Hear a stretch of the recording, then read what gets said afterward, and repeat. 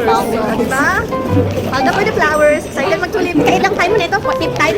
Ika-5th time na niya magtulip. Walang kasawaan. Every year yan. Panata niya. Maganda dito sa, ano ito? London Bridge Station, no? Maraming mga bake shop. Ano, may mga shopping center. Ano ka, tourist guide? At least na iba.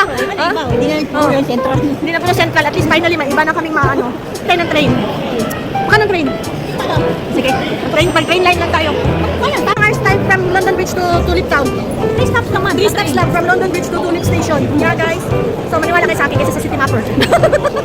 Ay! Station! Ang London Bridge natin naman malaki pa na. Ano sa kaya ipapunta na? Saan? 3 bridges. So, sakay kami pa 3 bridges. Tingnan natin yung ano dyan. Ano man nakasunod dyan? Brighton. Tingnan natin yan dyan. Brighton. Platform. Ayan dito, magtingin tayo dito sa 3 bridges. Oh my God. Let's check where is 3 bridges here. Pag hindi ka marunong magbasa, nga. May iwanan ng train. 360 degrees of the London Bridge. Ganda no? Malapit masyado. Walk to London Bridge. Brighton? Brighton, merong 12:05, may 12:15. Platform 5, okay. So, dito tayo pa Brighton. Platform 4 and 5. Platform 5 kami. Gandang kilo. Lagyan ko siya. May dala ako na lashes. So, magiging parlorista ako today. As usual, nagaling tayo ng train. Mag-lashes kami. Nakabalda. Yan o, nakabalda. Bayo mo ka dito ng kulit. Kailangan mag-warm. Mag-palda. Pero may nakatago na. Thanks. Ayun, saan na lang kapag now? Naming si Julie.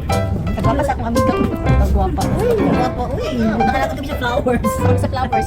We are the flower. Which is nice. So, itong, yan siya. Pala pa London Bridge is the Brighton train, no?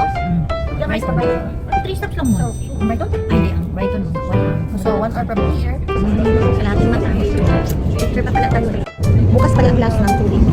Hindi kinakabot kami. May flower pa sana. Sana hindi pa nakalbo ang mga flower. 3 bridges. Dito na kami sa 3 bridges. Ilan stops mo? 3 stops. Painsleep ang train.